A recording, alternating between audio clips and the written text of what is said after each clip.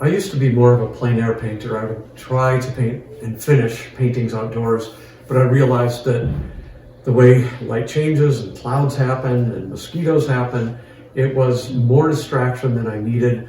And besides that, my paintings are often on the easel for months. I have paintings that have been on the easel off and on over decades. So painting them all plein air doesn't work. But what I do when I'm outside is gouache paintings. And those too are often, almost always completed indoors back in my studio.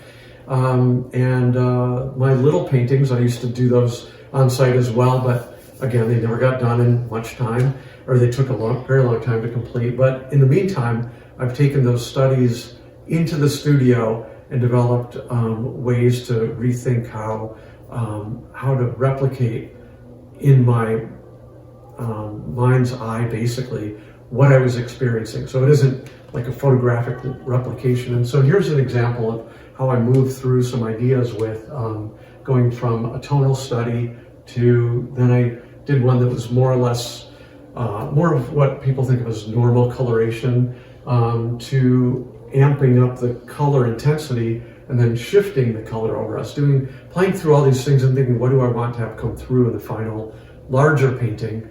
And I think of these not as sketches or anything like that, because I dedicate a lot of time to those as well. So these are independent paintings that support sometimes a larger painting. And I'm happy to put those in the show because it gives people an idea how I get to the final painting, because underneath all of these paintings are some pretty wild colors. In fact, normally it would probably more likely resemble something like that, where the color scheme is incredibly different from what you see on the finished canvas. Sometimes the paint comes through from the bottom and you can see it, but oftentimes it just gets covered over, and it's like geology itself. It's just kind of down there in the layers.